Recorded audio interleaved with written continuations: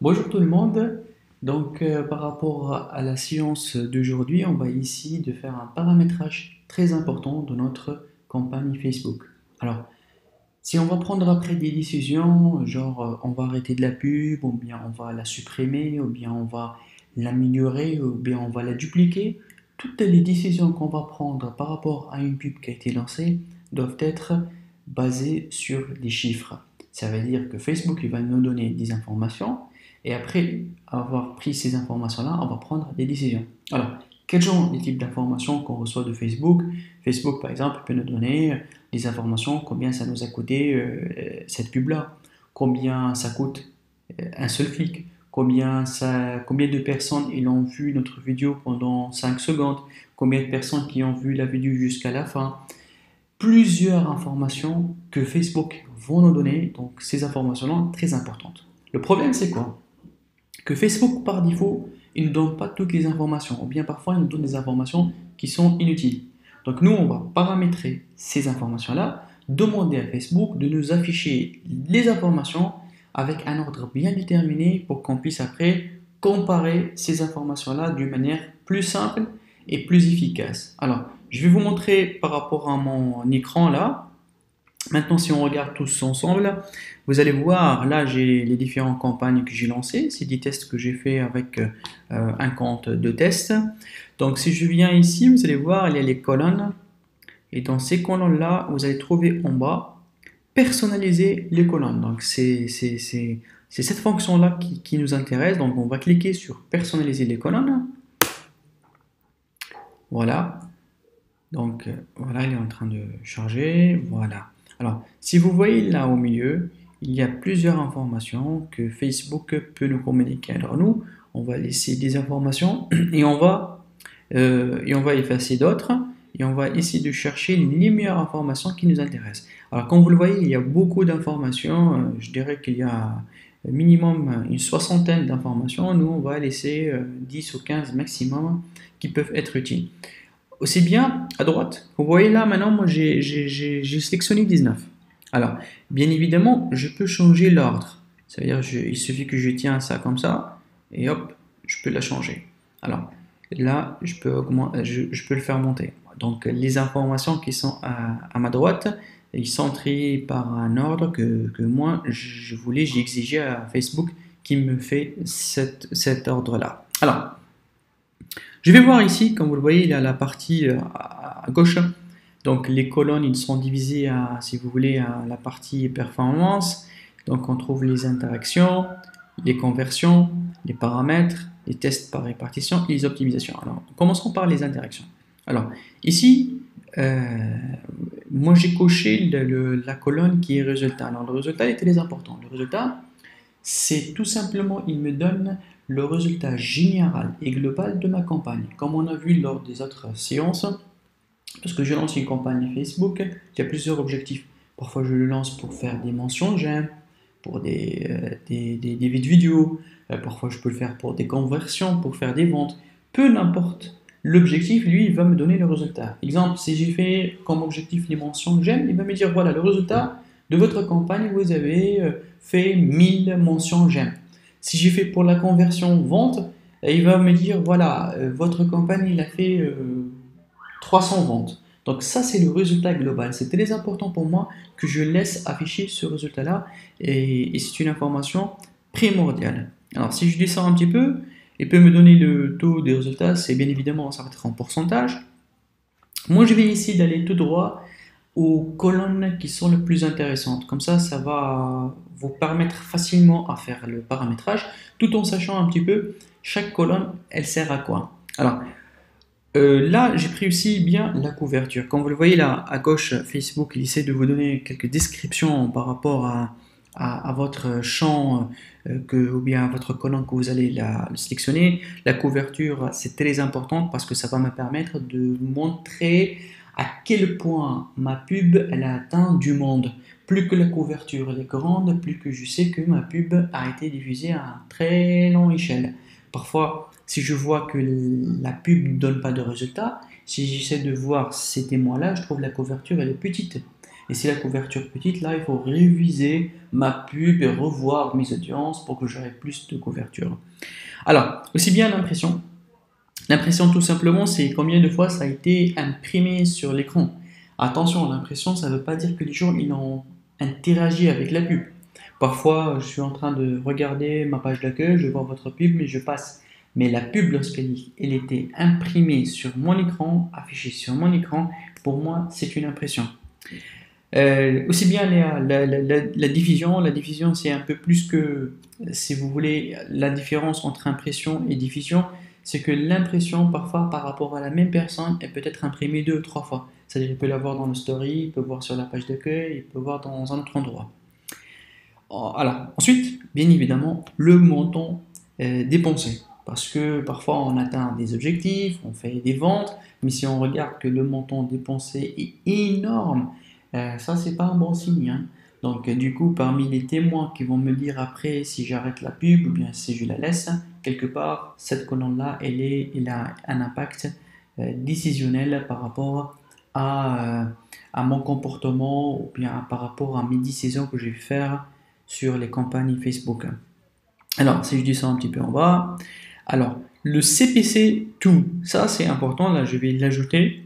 Le CPC tout, ça veut dire c'est le coût par clic. Combien ça va me coûter une seule clic sur ma pub. Ça dépend. Ça dépend de quoi en fait.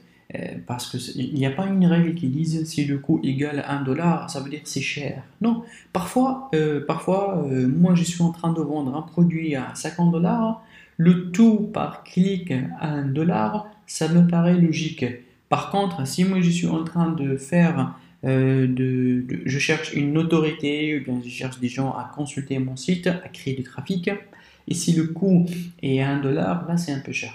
Là et le taux, ou bien le coût de ce clic-là, comme j'ai dit, ça dépend de ma cible, ça dépend de mon produit. Parfois, c'est très difficile à faire pour Facebook de vous trouver des clients, par exemple, potentiels par rapport à un produit. Vous êtes, par exemple, dans un domaine du pétrole, vous cherchez à diffuser des informations, de la pub par rapport à ta boîte, dans un pays bien déterminé. Les gens qui sont intéressés par votre service, c'est des gens très spécifiques, l'audience est très petite, donc bien évidemment le coût de clic ça va être très cher. Parfois attention, parfois le taux ou bien le coût du clic n'est pas élevé parce qu'il n'y a pas beaucoup de concurrence. Parce que si vous avez beaucoup de concurrence, on va dire le coût, bien évidemment, ça va être très cher. Imaginez que vous êtes en train de vendre le même produit, que tout le monde veut être affiché pour la même audience, c'est tout à fait normal que le coût est cher. Donc cette information, je le coche, elle est très importante pour moi. Alors, le CTR, en fait, si vous voulez, c'est le taux c'est le taux de clics sur mon lien. Ça veut dire, imaginez que j'en ai une pub qui a été affichée à 1000 personnes et j'ai un taux de clic inférieur à 1%, là, ça va pas, il y a quelque chose qui marche pas, il y a quelque chose qui bug. Parce que si j'ai 1000 affichages, quelque part, mon taux de clic il doit monter à 2-3%. Donc c'est très important de voir le taux, parce que imaginez que vous dépensez énormément d'argent et vous avez beaucoup de diffusion de votre pub et vous voyez votre taux, il est inférieur à 3%, là, il faut aller arrêter la pub ou bien changer votre paramétrage ou bien améliorer votre audience pour que le taux soit un taux acceptable. Alors, je vais prendre le CTR, Click-Through Rate, donc c'est important. Alors, je descends un petit peu. Là, il y a la qualité. La qualité, si vous voulez, là, ça entre dans la pertinence de votre pub. Quelque part, Facebook, il va essayer d'étudier la qualité de votre pub. La qualité, pour lui, c'est un algorithme qui tourne, qui prend en considération plusieurs paramètres. Quelque part, il va vous aider. Il va vous dire votre qualité, et bien sûr, c'est une note qui est sur 10. S'il vous dit vous êtes 9 ou 10 sur 10 ou bien même 8, ça c'est bien. S'il vous dit la qualité il est à 3, même si vous êtes en train de faire des résultats, mais si la qualité il est inférieure à 7, là, c'est comme si vous dit Facebook, vous pouvez faire encore et encore mieux. Donc, cette information-là, je vais la prendre en considération. Après, le taux d'interaction, le taux de conversion, bien évidemment, vous avez dépensé de l'argent. Cet argent-là qui est dépensé, il va me donner le taux de conversion. Est-ce que moi, j'ai dépensé 100 dollars, mais j'ai réussi à vendre donc de 200 dollars. Donc, du coup, j'en ai un taux qui est un taux très très bien, qui est un taux élevé, qui est par rapport à mon budget. J'ai fait entrer à 200% par rapport au 100% qui est 100 dollars que j'ai dépensé. Le coût par résultat, ça c'est important. Le coût par résultat, c'est tout simplement, vous avez fait de la pub. euh, Par exemple, la pub, vous avez dépensé 100 dollars pour faire de la pub, mais derrière cette pub-là, vous avez fait, par exemple, 10 ventes. Et les 10 ventes, ça coûte, si vous vendez un produit à 20 dollars, les 10 ventes, c'est 200 dollars. Donc le coût de votre résultat, c'est 200 dollars. Donc c'est quelque part, qu'est-ce que vous avez fait entrer. Attention là, le coût par résultat, je dis toujours, ça dépend de l'objectif de votre campagne, parce qu'on ne peut pas parler du coût du résultat si on parle par exemple, d'objectif mention j'aime. Parce que vous savez que parfois il y a une stratégie que personnellement j'ai testée et qui a donné de très bons résultats.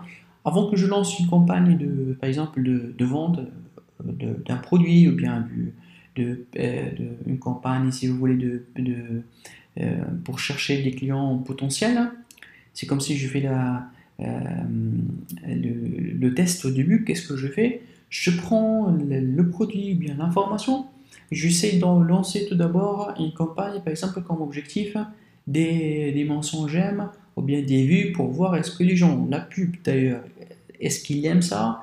Est-ce qu'ils sont intéressés à voir cette pub-là ou pas? Et après, je mets le lien, je lance une deuxième campagne avec le lien de vente, avec un prix dedans, etc. Mais bien évidemment, le test que je fais avec un petit budget, vraiment petit budget, qui va m'aider à prendre une décision, soit je laisse la pub tourner, soit je laisse pas. En tout cas, vous inquiétez pas, là maintenant on est juste en train de paramétrer.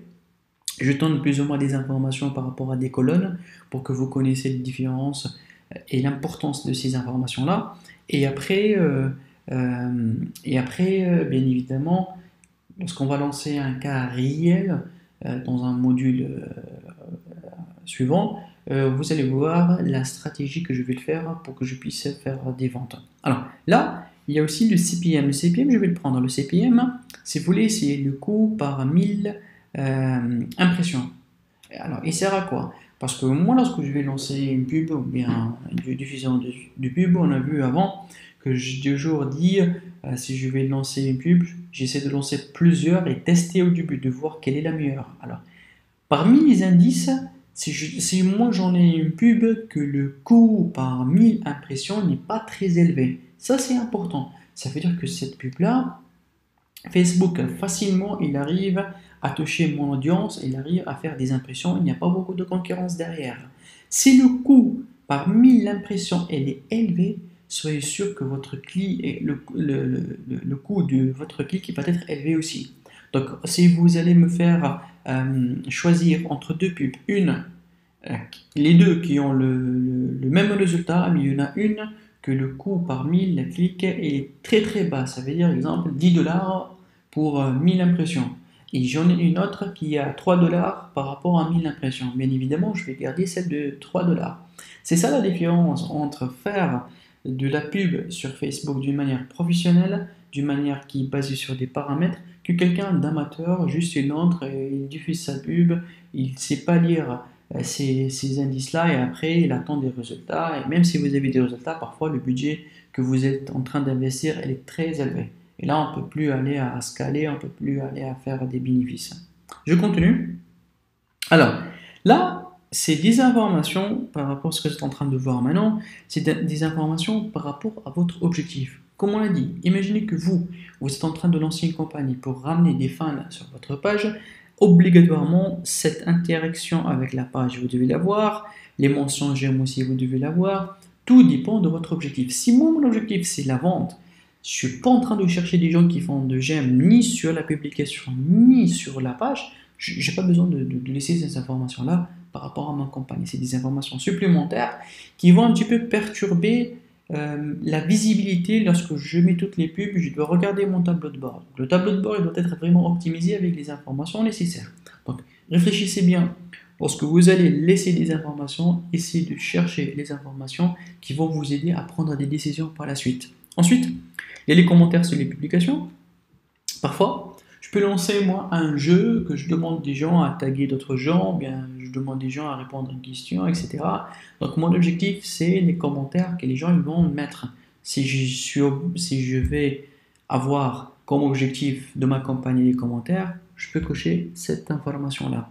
Donc là, je vais vous inviter à les lire, bien évidemment. Et voir si ça vous intéresse selon votre campagne. Là, par rapport à maintenant, je vais aller beaucoup plus sur les paramètres qui sont décisionnels par rapport à des conversions, par rapport à des ventes. Alors si je vais descendre, bien évidemment là, il te donne d'autres coûts, hein, genre le coût par j'aime sur la page, très important si votre objectif est les mentions j'aime, les messageries, alors les médias. Alors par rapport aux médias, là, il y a des informations, bien évidemment, qui sont plus ou moins intéressantes. C'est les vues de vidéos. Alors, 25%, 50%, 75%. Moi, je vous invite toujours, si vous avez de la pub, on a dit ça l'autre fois, là où il y a une image à l'intérieur, je vous invite vivement à sélectionner ces trois paramètres-là. Pourquoi? Parce que imaginez que vous avez lancé 3-4 vidéos, ou bien même 2 vidéos. Ou même parfois, vous lancez une seule vidéo, mais la photo de couverture de la vidéo elle est différente. Parfois, si tu mets une photo qui fait accrocher l'utilisateur, vous allez voir que la personne il va cliquer, il va attendre le déroulement de votre vidéo pour voir quelque part la photo de couverture, elle est où, dans quel moment elle va apparaître. Et du coup, une même vidéo, rien que je change la photo de couverture, le pourcentage de vue de la vidéo est différent. Ces informations-là, elles sont très importantes. Je vous dis pourquoi. Parce que si j'en ai une vidéo, que le pourcentage des gens qui voient à 75%, elle est élevée, par rapport à une autre vidéo que les gens ils voient que uniquement 50% ou bien 25%, je vais garder la vidéo et bien la pub là où il y en a 75%. Ça, c'est des décisions que je peux le prendre après. Donc, ces trois informations, je vous invite vivement à les cocher. Peu n'importe votre objectif, tant que vous avez mis une vidéo dans votre pub. C'est-à-dire, même si je vais faire des mentions j'aime, même si je vais faire des... bien évidemment, les vidéos hein, comme objectif, ça c'est tout à fait normal que vous devez les faire. Les conversions, voilà. Donc, je dis ça encore un petit peu. Ah, le clic sur le lien, c'est très important pour moi de voir combien de personnes ils cliquent sur le lien. Et là, c'est très important. Ici, Facebook, il calcule, en fait, le clic sur le lien que vous mettez à l'intérieur du message de la description de votre pub, parce qu'on a vu, il y a une description, vous mettez des informations et vous pouvez mettre un lien, ou si bien il y a ce qu'on appelle call to action, le bouton que Facebook qui vous permet de le mettre. J'ai toujours dit qu'il faut mettre ce bouton-là. Ce bouton-là, comme parfois vous mettez mention j'aime, ou bien envoyer un devis, ou bien nous contacter, en savoir plus, shop now, acheter maintenant, tous ces liens-là, quelque part, ils ramènent à un site, ou bien ils ramènent à un autre lien que vous l'avez, et ce bouton-là, il est calculé aussi. Donc, tout ce que vous mettez en tant que lien externe dans votre pub, il est calculé là. Alors, je descends un petit peu, voilà. Alors, vous voyez que ici, le CTR, aussi bien, on est en train de le voir, il y a pas mal de CTR, il est en train de faire pas mal de calculs de CTR, pas mal de CPC, le coût par clic par rapport au lien. Alors, moi, je vous conseille de ne pas prendre les variables. Les variations de CPC et CTR, vous ne le prenez pas. Comme vous voyez ici, je suis monté là-haut et je prenais tout. Vous voyez ce tout-là, il va prendre toutes les informations qui sont regroupées, il te donne tous les statistiques, sans faire des variations. Ok. Alors, si je descends un petit peu ici, là c'est très important, si je suis en train de faire un événement d'achat, c'est important pour moi de marquer achat pour voir combien de personnes ils ont acheté. Imaginez que moi, je suis en train de lancer des ventes et par exemple, je suis intéressé aussi par les abonnements. S'il y a des gens qui ont, si vous voulez, fait des abonnements, ou bien activation de l'application, ou bien ajout au panier. Ajout au panier, c'est très important. Ajout d'informations de paiement, c'est très important. Je vais vous dire pourquoi. Imaginez que vous êtes en train de vendre un truc, il y a beaucoup d'ajouts au panier, il n'y a pas de gens qui achètent. Là, vous allez dire automatiquement qu'il y a un problème quelque part sur mon site, que quelque part la page qui ramène vers le paiement final, il y a quelque chose qui cloche. La banque ne répond pas, la page 404, notre vente ne s'ouvre pas, il y a une bêtise quelque part. Les clients, s'il arrive au panier, il ne passe pas à l'achat, il faut revoir ça. Autre chose, s'il y a ajout d'informations de paiement, on appelle ça l'initiation, ça veut dire initialisation, pardon. C'est-à-dire les gens ils ont pris leur carte bancaire, ils l'ont rempli, et après tu trouves pas de vente. Donc là aussi il y a un autre problème. C'est-à-dire notre problème que dans le kit de paiement électronique, et ça m'est arrivé une fois, j'ai lancé une campagne, ça tournait, ça tournait, ça tournait, il y a beaucoup de gens, beaucoup de visiteurs, beaucoup de clics, beaucoup de gens qui ajoutent au panier, mais après, il n'y a rien, il n'y a pas d'achat. J'ai laissé tourner pendant 48 heures. Après, je voulais dire, alors tiens, je vais faire l'achat moi-même, je vais essayer sur mon site, c'est pour voir qu'est-ce qui va pas. Et effectivement, dans la dernière étape, après que tu mets ta carte bancaire, après qu'il va faire la vérification, dans cette phase-là, si vous voulez, l'application que j'ai installée sur la plateforme de Shopify, là, qui son rôle était de simplifier le checkout, la page de paiement, elle ne fonctionne plus, elle est hors-line, ils sont en train de la maintenir sans prévenir leurs abonnés, et du coup, alors là, j'ai supprimé carrément l'application, et j'ai laissé les choses standards, et après, voilà, les choses, ils ont repris. Donc, c'est des informations très importantes. Vous voyez, si vous ne faites pas bien votre paramétrage, il se peut que vous lancez des pubs, mais ces pubs-là, ils ne vont pas avoir de résultats. Alors, pour en finir, je vais descendre un petit peu. Vous voyez, il y a beaucoup des informations. Moi, je vous dis, il faut juste laisser le plus important. Alors, tiens, ça, le ROAS des achats, ça, il faut absolument le laisser. C'est ce qu'on appelle le retour sur investissement, retour sur les dépenses publicitaires. ROS, c'est quoi le ROS? Le ROS, c'est tout simplement, moi, j'ai dépensé 100 dollars. Si ma pub, elle fait des ventes, ou bien elle peut me faire rentrer de l'argent, donc le ROS, si je dépense 100 dollars et je fais entrer un ROS égal à des achats égal à 100 dollars, j'ai gagné 100 dollars, mon ROS égal à 1. Si moi, j'ai dépensé 100 dollars et j'ai fait entrer 200 dollars, mon ROS égal à 2. Si moi, j'ai dépensé 100 dollars et j'ai fait entrer uniquement 50 dollars, mon ROS est égal à 0,5. Vous voyez, le ROS, il vous donne quelque part un témoin. Vous avez dépensé combien et vous avez fait entrer combien. Quand je dis, et je répète, c'est très important de dire ça, les objectifs de la campagne, ils font beaucoup de différence. C'est pas comme j'ai fait des ventes, comme j'ai fait un objectif de mention j'aime ou bien la lecture des vidéos. Parce que si je veux des gens qui voient ma vidéo, c'est juste comme ça pour que la vidéo soit diffusée partout. On parle plus de ROS ici. On parle d'autre chose, on parle de résultats, on parle de montant dépensé, on parle d'autre chose. Donc le ROS, c'est important, il faut le prendre. Si je descends encore un petit peu, alors si je descends un petit peu, alors non de l'ensemble de publicités aussi bien, je vous conseille de le laisser. Pourquoi? Parce que moi, lorsque je lance plusieurs pubs, dans la pub, j'ai une bonne habitude, c'est que dans chaque pub, je mets un petit mot. Généralement, c'est le centre d'intérêt de cette pub-là. Pourquoi?